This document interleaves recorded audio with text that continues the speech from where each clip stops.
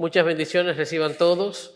Qué bueno que volvemos a reunirnos en el marco del estudio y la predicación de la palabra del Señor, la única fuente verdadera que llena y calma toda la sed en nuestra vida.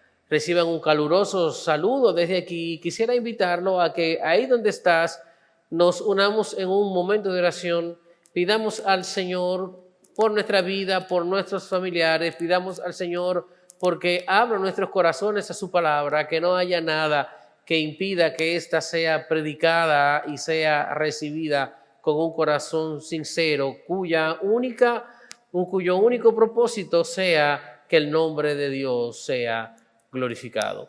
Padre, gracias por tu misericordia y gracias, Señor, porque en tu voluntad nos tienes aquí, nos tienes para escuchar tu palabra, nos tienes para edificar nuestros corazones e impulsarnos a seguir hacia adelante.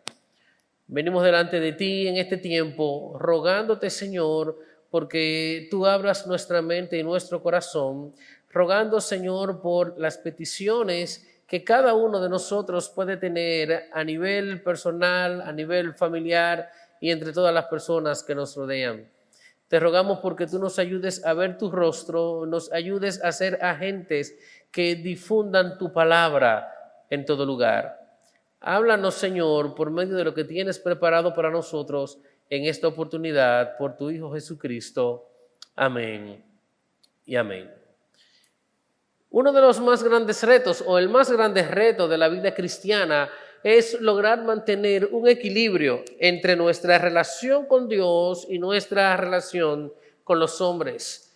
Esos son los ejes que definen la vida piadosa, un eje vertical que nos lleva hacia Dios y un eje horizontal que se despliega hacia todos aquellos que nos rodean. Estos dos ejes fueron enseñados por nuestro Señor Jesucristo cuando nos dijo: amarás al Señor tu Dios, tu eje vertical sobre todas las cosas, y amarás a tu prójimo, tu eje horizontal, como a ti mismo. En ese plano que se describen en esas dos acciones, estamos nosotros llamados a crecer en nuestra vida espiritual. Estamos llamados a cultivar una vida de piedad que en todo lo que haga glorifique a nuestro Dios.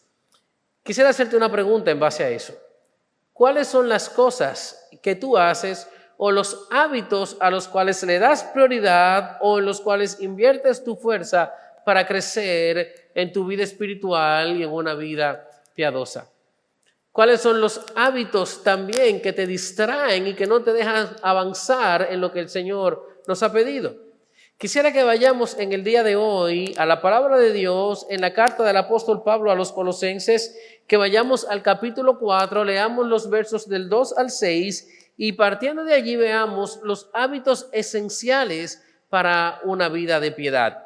Colosenses capítulo 4 y leamos los versos del 2 al 6. Dice la palabra del Señor: perseverad en la oración, velando en ella con acción de gracias, orando también al mismo tiempo por nosotros, para que el Señor nos abra puerta para la palabra, a fin de dar a conocer el misterio de Cristo, por el cual también estoy preso, para que lo manifieste como debo hablar. Andad sabiamente para con los de afuera, redimiendo el tiempo. Sea vuestra palabra siempre con gracia, sazonada con sal, para que sepáis cómo debéis responder a cada uno. El Señor bendiga y nos hable por medio de su palabra. Esta carta de Colosenses fue escrita por el apóstol Pablo alrededor del año 62 después de nuestro Señor Jesucristo. Fue escrita desde la prisión en Roma a una iglesia que tiene algunas particularidades interesantes. En primer lugar, tenemos que ver que es la iglesia más pequeña a la cual el apóstol Pablo le escribió. Otra de esas particularidades es que esta es la única iglesia que no conocía al apóstol Pablo de manera personal, ni él los conocía a ellos. Por lo que vemos tanto en el capítulo 1 y en el capítulo 2, Pablo conocía de estos hermanos por lo que Epafras, su colaborador, le había contado, y en el capítulo 2 nos dice que ellos no habían visto de manera personal el rostro del apóstol. Pero hay algo más que tenemos que considerar con respecto a esta iglesia, y es que esta iglesia de Colosas no fue fundada por el apóstol Pablo, es la única a la cual le escribe sin ser su fundador. Algunos dicen que fue fundada por Epafras, quien había venido de Colosas a Éfeso a escuchar la palabra de Dios siendo predicada por Pablo, y a su regreso allá entonces fundó esta congregación. Esta ciudad de Colosas estaba ubicada en el Asia y en un momento de su vida llegó a ser una ciudad importante. Aún así, en el momento histórico en el que se produce este escrito, ya el crecimiento vertiginoso que habían tenido las ciudades que la avecinaban, que la rodeaban, habían reducido a Colosas a un simple pueblo que en el paso del tiempo desapareció totalmente hasta ser borrado del mapa. Era una ciudad pagana compuesta por una mezcla de gentiles y judíos que influenciaban sus creencias heréticas, la cual contenía elementos tanto del legalismo judío como del misticismo pagano. No debe sorprendernos tampoco el descubrir que esta mezcla de creencias influenciaba también la iglesia. Influenciaba también el peligro que la iglesia corría, porque procedía de manera herética desde las creencias paganas a las creencias judías y a su vez en una mezcla de estas dos.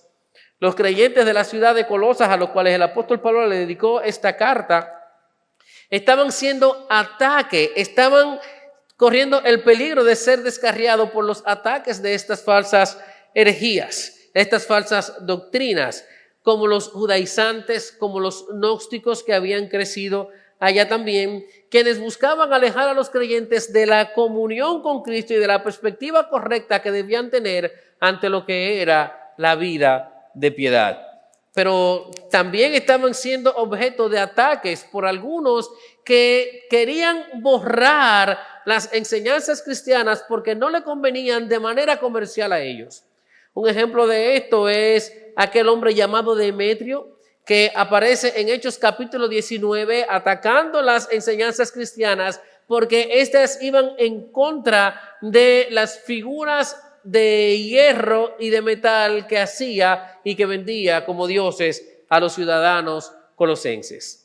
En esta carta el apóstol Pablo tiene un propósito doble que inicia con enseñar a los creyentes a protegerse de esas herejías y se completa al enseñarles también cómo vivir la vida cristiana y disfrutar de la plenitud que tenemos en nuestro Señor Jesucristo.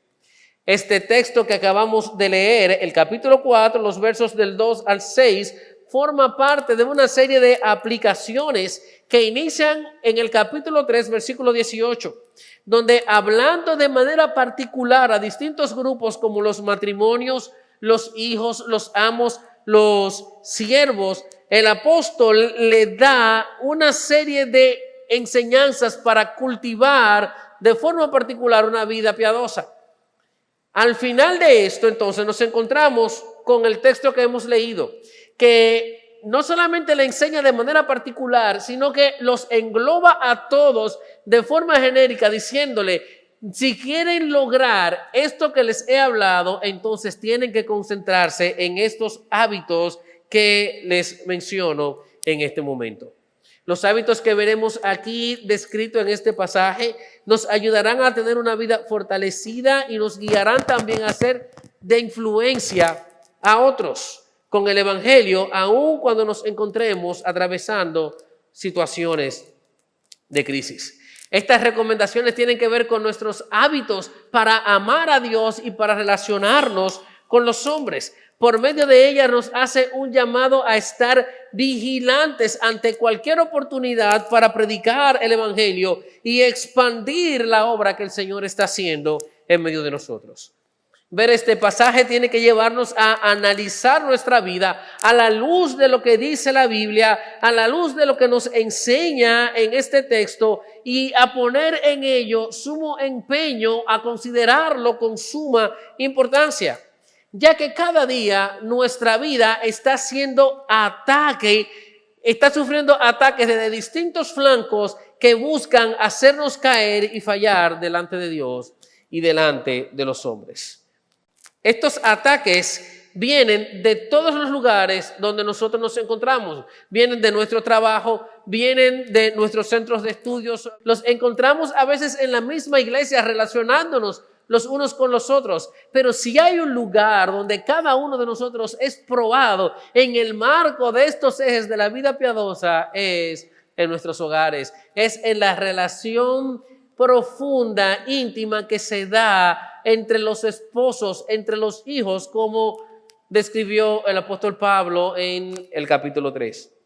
Cuando nos vamos directamente ya a nuestro texto, lo primero que vemos aquí es que si queremos tener una vida de piedad, tenemos que concentrarnos y que dedicarnos a cultivar la comunión con Dios. Ese es el primer llamado que nos hace ese texto. Cultiva la comunión con Dios. Hazlo por medio de la oración, dice el texto. Mira lo que dice el versículo 2. Perseverad en la oración, velando en ella con acción de gracias. La palabra perseverad que comienza este texto nos enseña cómo ha de ser esta búsqueda.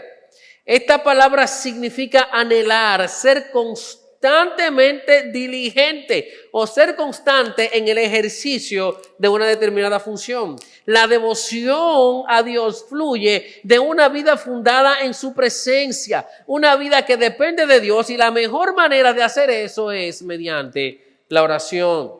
La oración nos hace dependientes de Dios, y lo primero que Pablo nos pide en este texto es que perseveremos en ella. Perseverar en la oración no es pedir repetidamente lo mismo, no es permanecer fijo en una petición como si buscamos doblarle a Dios el pulso. No, mis hermanos, perseverar quiere llevarnos a entender que la oración no debe ser algo ocasional en nuestra vida. La oración no es nuestro recurso de emergencia.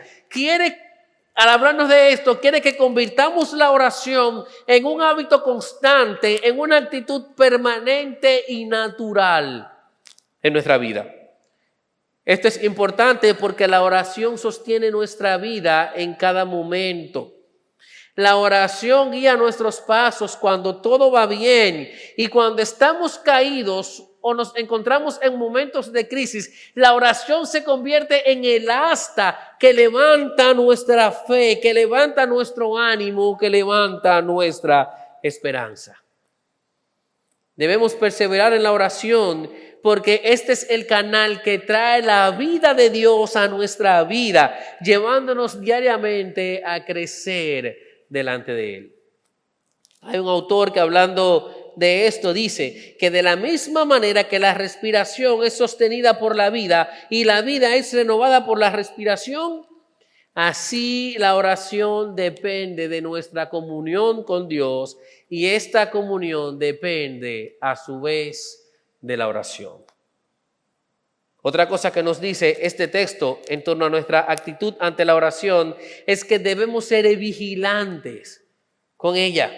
Por eso dice que debemos estar velando en ella, y esto es algo diferente ya. Podemos perseverar y no velar, puesto que velar significa ser vigilantes, mantenerse despierto, estar alerta. Nos está llamando a un esfuerzo más. Podemos perseverar en la oración, pero si no estamos alerta, no vamos a tener ningún provecho de ella. Debemos velar por no dormirnos mientras oramos. Velar porque nuestras oraciones no sean palabrerías sin corazón. También para no pasar por alto las cosas por las cuales debemos orar. Por esas razones debemos velar en la oración. La Biblia en distintos lugares nos llama a eso. Efesios capítulo 6, versículo 18, dice que debemos estar orando y velando en todo tiempo y con toda perseverancia. En primera a los Tesalonicenses, en el capítulo 5, versículo 17, el apóstol Pablo nos dice que debemos orar sin cesar. Pero mira esto también. Nuestro Señor Jesucristo es ejemplo de eso. Él oraba en todo momento. Lo vemos frecuentemente cuando los evangelios dicen que había ido a un lugar aparte, había ido a un monte, había salido de mañana o había permanecido la noche en oración. Al final del sermón del monte nos llamó a ser persistentes en la oración. Esa es la causa por la que nos dijo en Mateo capítulo 7, pedid y se os dará. Buscad y hallaréis, llamad y se os abrirá. Está llamándonos no solamente a ser perseverantes, sino que nos está llamando a velar en la oración y a velar en todo momento. Él mismo, cuando estaba pasando momentos de crisis, fue a buscar y a renovar su comunión con el Padre por medio de la oración. Esa es la escena que nos encontramos en el huerto de Getsemaní. Cuando comenzaba su momento más duro en esta tierra, el Señor Jesús se refugió en la oración. Allí mismo probó también a sus discípulos cuando les dijo, no han podido velar conmigo, velad y orad. Le dijo, el espíritu está dispuesto, pero pongan fuerza porque la carne es débil. El tiempo que nos ha tocado vivir, mis hermanos, es mucho más que propicio para dedicar nuestro corazón a perseverar y velar por medio de la oración. Pon empeño en esto, dedícate a buscar la comunión con Dios, ponle fuerza, sé intencional en buscar a Dios en este tiempo por medio de la oración. Pero quiero mostrarte algunas cosas más, mis hermanos. Cuando nos habla de la oración, nos dice también de qué manera debe ser esta oración. Versículo 2 nos dice que debe ser con gratitud. Es muy fácil cuando nos encontramos en momentos difíciles perdernos en la queja y en las peticiones delante del Señor. O es muy fácil distraernos cuando todo va bien y orar por cosas que a veces no tienen importancia. Pasamos por alto lo que el Señor está haciendo en nosotros, por nosotros y a través de nosotros en todo tiempo. Aún pasando por momentos difíciles, debemos ser agradecidos y debemos agradecer a Dios en nuestra oración. ¿Saben por qué, mis hermanos? Porque nuestras tribulaciones en este mundo son leves y son momentáneas. Dios está en medio de ellas. Así que no importa en el momento que nos encontremos, nuestra oración tiene que estar bañada por un corazón lleno de gratitud. Pero en el versículo 3 nos dice también que debemos orar por nosotros y por los demás. Orar por los demás, por nuestros seres queridos, por los que sufren. Aunque Pablo no conocía a estos hermanos, había una relación de amor entre ellos. Y tanto Pablo como ellos estaban atravesando sufrimiento. Pero hay algo más en lo que debemos aplicarnos cuando oramos, y es en pedir al Señor que nos abra puertas para que su evangelio sea predicado.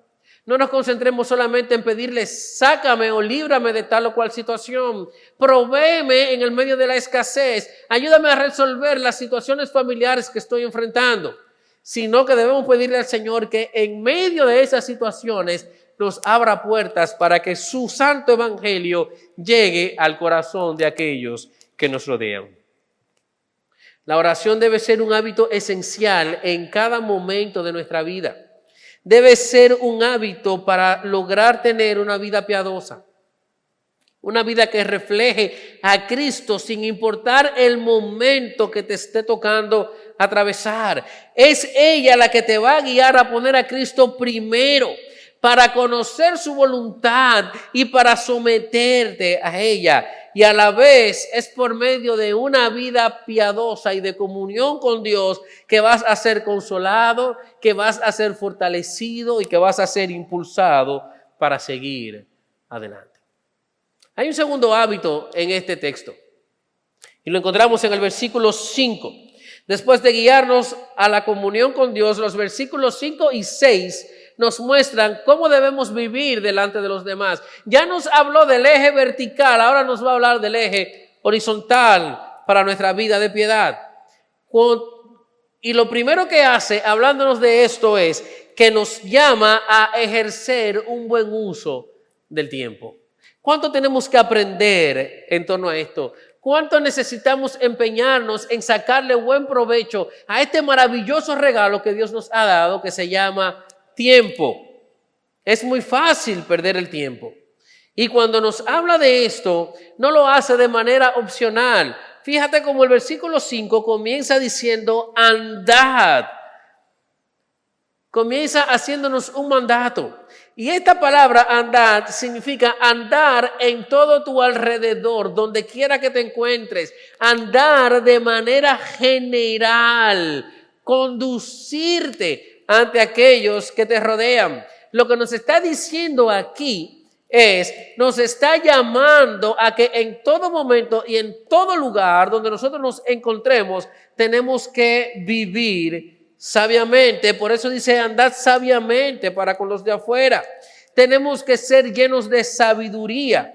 No es llenos de conocimiento, sino llenos de sabiduría espiritual. Y la mejor evidencia de esa sabiduría espiritual es el correcto aprovechamiento del tiempo. Y lo vamos a hacer, mis hermanos, de forma tal que no se entorpezca la obra que el Señor está haciendo en otros a través de nosotros, ya sea la obra de salvación o ya sea la obra de condenación, como dice el mismo apóstol Pablo a los Corintios. La palabra redimir que aparece en este pasaje significa comprar, pagar un rescate, rescatar de una pérdida. Es como cuando a alguien lo secuestran y entonces comienzan a pedir un rescate. Ese rescate es lo que nosotros vamos a hacer con nuestro tiempo. Eso es lo que vamos a hacer con lo que el Señor nos ha dado. Rescatar el tiempo, redimirlo, apunta a que los creyentes debemos mejorar la ocasión en la que nos encontramos diariamente, hacer que valga la pena, sacar el máximo provecho a cada ocasión. Debemos aprovechar cada ocasión para mostrar la gloria de Cristo por medio de nuestras acciones, para servir en todo lugar, para predicar en todo lugar. Y debemos hacer esto, mis hermanos, por varias razones. ¿Saben por qué? Porque el tiempo es corto. No dispondremos siempre de tiempo. No sabemos cuándo nuestro tiempo va a terminar. Tenemos que hacerlo porque si se pierde el tiempo, cuesta mucho recuperar lo que no se aprovechó. A veces ni se logra recuperar. Pero debemos hacer esto porque estamos en una guerra espiritual. Y cada segundo que pasa nos puede costar una vida. No siempre tendremos un buen tiempo, por lo tanto tenemos que aprovecharlo. Debemos usarlo de manera correcta. Nosotros no nos encontramos viviendo los mejores tiempos. Estamos en situaciones donde muchas veces podemos llegar a pensar que ni siquiera lo podemos aprovechar, pero es mentira, mi hermano. Aún en la situación en la que nos encontramos, debemos usar bien el tiempo. Debemos usarlo de manera que lo aprovechemos. Tenemos que redimir cada momento que Dios nos da en esta tierra. Y la primera manera que tenemos para redimirlo es yéndonos al punto número 1, cultivando una vida de comunión con Dios. Debemos redimir nuestro tiempo unos con otros. No lo gastes en cosas sin sentido, no lo gastes en nimiedades, no lo gastes solamente en las redes sociales, no lo gastes viendo series de Netflix solamente, no lo gastes solamente en conversaciones que no tienen ningún tipo de importancia y que no van a aportar a que aquel que está contigo crezca. En cambio, mi hermano, proponte que usar tu tiempo para crecer en todo lo que tú haces, para que haciendo eso llegues a ser el creyente que Dios quiere que tú seas. No estás en la situación que estás simplemente para que el tiempo pase, sino que estás ahí para que puedas aprovechar el tiempo que el Señor te está dando. En el tiempo en que te encuentras, ora más, lee más la Biblia. La lectura de la Biblia completa la vida de devoción que debemos tener ante el Señor. Medita en Dios con el propósito de conocerlo cada día más. Pasa tiempo ahí donde estás, meditando en Dios, meditando en lo que te ha dicho por medio de su palabra, meditando en aquellos textos que van llevando tu vida por el camino que Dios quiere que vayas transitando. Aprovecha el tiempo que tienes para conectarte cada día más con tu familia. Conéctate con tu esposo, con tu esposa. Trata de redimir el tiempo en tu matrimonio. Trata de hacer cosas que te lleven a unirte cada día más y a disfrutar la bendición que Dios le ha dado de estar unidos. Conéctate con tus hijos. Pasa tiempo con ellos, juega con ellos, enséñale las escrituras. Cuando te sientes a ver algún programa con ellos, sácale provecho a eso. Déjale a ellos alguna enseñanza que marque su corazón delante de Dios. Y con tus seres queridos, aún a la distancia, procura redimir tu tiempo con ellos. Toma cada momento de tu día con la finalidad de hacer mejor la ocasión. Hay una serie de televisión que me llama mucho la atención. Se llama Los Acaparadores. Son una serie de personajes que van de lugar en lugar comprando objetos viejos o mudanzas que quedan abandonadas en distintos depósitos. Cosas que parecen ser inservibles, cosas que la gente las ha dado por perdidas. Ellos se dan la tarea de rescatar estos objetos. Lo compran en un precio bajo y luego lo venden a un precio mucho mejor de lo cual lo han comprado. Esa es nuestra función con el tiempo. Dios nos ha dado el tiempo. El mundo lo tiene secuestrado en cosas sin sentido. Nosotros tenemos que rescatarlo para darle el valor que delante de Dios merece tener. Al final, cuando tu vida regrese a la normalidad, cuando vuelvas a hacer cosas que tienes determinado hacer, el tiempo que has invertido, el tiempo que has rescatado con los tuyos, valdrá mucho más de lo que has imaginado y ya no se podrá perder, porque ya ustedes lo han comprado y lo han ganado para ustedes.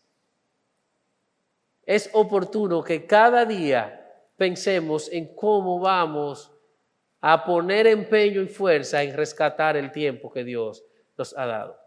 Una vida piadosa es necesaria en todo momento, en todo lugar y bajo cualquier circunstancia. Por eso el apóstol Pablo nos ha llevado a ver cómo debemos crecer por medio de la oración en nuestra comunión con Dios y ha comenzado a llevarnos a entender cómo crecer en nuestra relación con los demás, cómo testificar a ellos, y el primer punto de eso es aprovechar nuestro tiempo.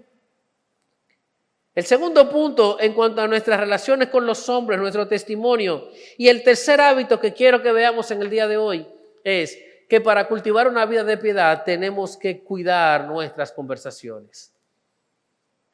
Esto es un hábito importante. Lo encontramos en el versículo 6. Cuida lo que hablas. Cuida tus conversaciones, porque esta es otra manera muy práctica de mostrar un correcto testimonio ante el mundo que te rodea. Mira lo que dice el versículo 6. Sea vuestra palabra siempre con gracia, sazonada con sal, para que sepáis cómo debéis responder a cada uno. Hay cosas importantes en este pasaje. Dice que debe hacer eso siempre. No hay momento en el que no debamos cuidar nuestra conversación. Siempre, y debemos hacerlo ante todo el mundo, porque dice que debemos hacerlo para saber cómo responder a cada uno de los que se relaciona con nosotros. Pero hay dos cosas que nos pide que debe tener nuestra conversación en este pasaje. Nos dice que nuestras conversaciones, nuestras palabras deben estar siempre llenas de gracia y sal. Cuando nos habla de gracia, está apuntando a que nuestras palabras sean palabras de amor, palabras de amabilidad, que deben ser ofrecidas y entregadas, aunque aquellos a quienes se la demos no lo merezcan. Pero apuntan también a que deben ser palabras que muestren la gracia de nuestro Señor Jesucristo. Así como ha tenido gracia con nosotros y sin nosotros merecerlos nos ha perdonado y ha extendido su misericordia para nuestra vida, nosotros, por medio de nuestras palabras, debemos extender esa gracia a los demás. Las palabras de gracia son aquellas palabras que muestran la influencia divina sobre el corazón y sobre la vida de los hombres. Pero no solamente nos pide la gracia, sino que nos dice que tienen que estar sazonadas con sal, preparadas de una manera diferente. Cuando nos habla de sazonadas con sal, nos está diciendo que las preparemos con prudencia para sanar y para preservar a aquellos que se relacionan con nosotros.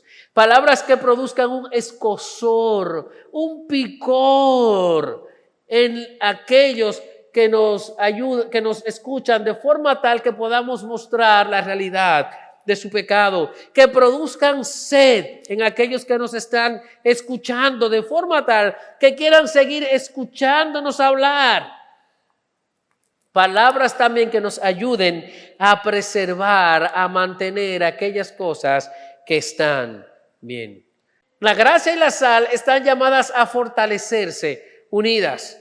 Dice un comentarista, hablando de este pasaje, que la ternura de la gracia no debe quitarle a la sal su acidez, ni que la acidez de la sal debería quitar entonces la ternura de la gracia. Son la combinación perfecta porque este es el reflejo del Evangelio de Cristo.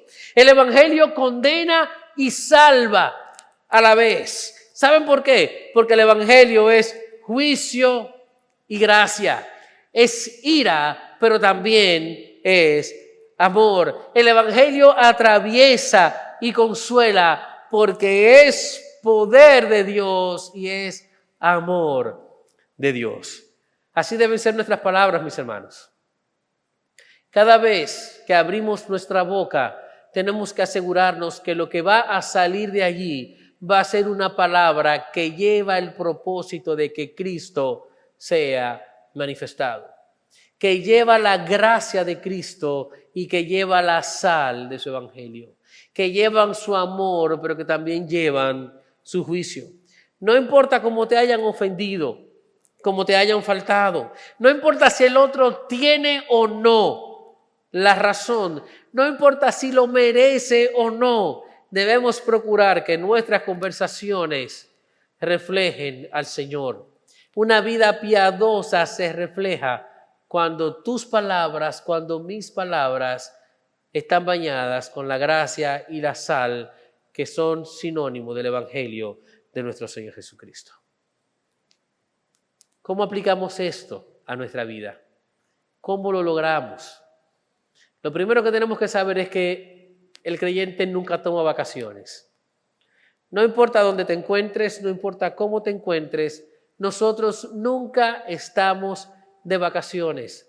Nunca podemos apagar el sensor de Cristo en nuestra vida y hablar o conducirnos como nosotros queramos.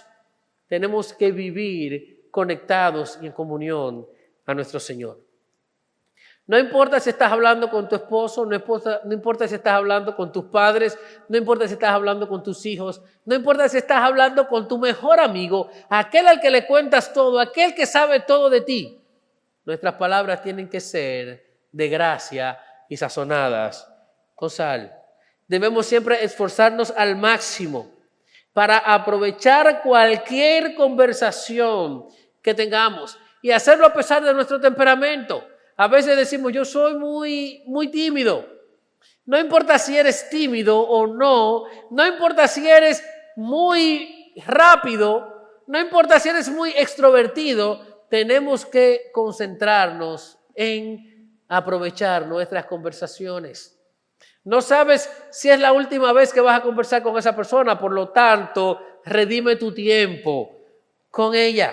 Esfuérzate al máximo por expresar con tus palabras tan fiel como sea posible, mediante tu actitud, el evangelio equilibrado de nuestro Señor Jesucristo, el evangelio de amor y de juicio. Esfuérzate por dar palabras de gracia sazonadas con sal. Pero también, mis hermanos, tienes que saber que tienes que cuidar tus conversaciones, aún digitales. Lo que dices, lo que escribes, lo que publicas en las redes sociales, también eso es parte de tus conversaciones. Usa todo lo que sea palabra para edificación. La palabra de Dios dice, ninguna palabra corrompida salga de vuestra boca. Y a lo que se refiere es no solamente a las palabras soeces y vulgares, se refiere a aquellas palabras que no son de edificación, porque probablemente ni tienen gracia ni tienen sal. ¿Qué estás haciendo en estos días para crecer en tu vida piadosa delante de Dios?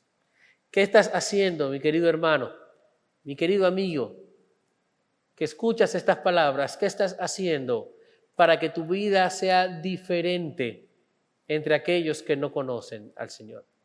Este pasaje marca una diferencia entre el cristiano y aquel que no conoce a Cristo. Dice que debes andar sabiamente para con los de afuera. Y no los está menospreciando, sino que quiere llevarte a entender que tu vida es diferente a la de aquellos que no conocen a Cristo. Para que esa diferencia se note, tienes que cultivar una vida de piedad. Y quiero concluir con la misma palabra, la misma pregunta que te hacía al inicio. ¿Cuáles son los hábitos en los cuales te empeñas para crecer delante de Dios? ¿Cuáles son las cosas que estás haciendo o las que has dejado de hacer? ¿Cuáles son aquellos hábitos que te distraen y no te permiten concentrarte en lo que Dios tiene para tu vida? Este es un momento propicio para que dediques tu corazón a buscar comunión con Dios. Para que, como dice este pasaje, aproveches bien el tiempo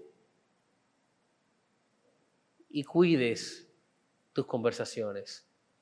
Que el Señor nos guíe, que el Señor nos ayude, que el Señor nos dé la bendición de poder trabajar en estas cosas y poder ser aquellos representantes de su nombre que Él quiere que nosotros seamos.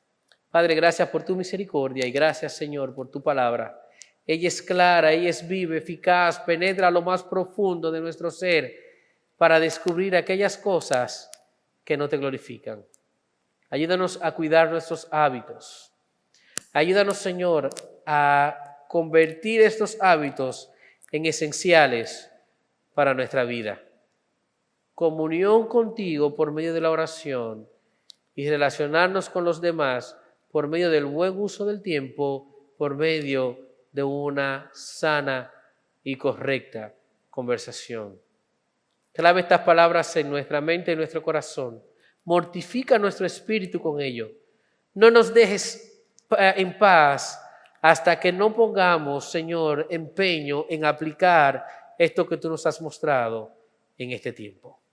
Por tu Hijo Jesucristo, te lo pedimos. Amén y amén. El Señor nos bendiga y nos ayude a seguir disfrutando de un tiempo de comunión con Él y con aquellos que están con nosotros. Bendiciones.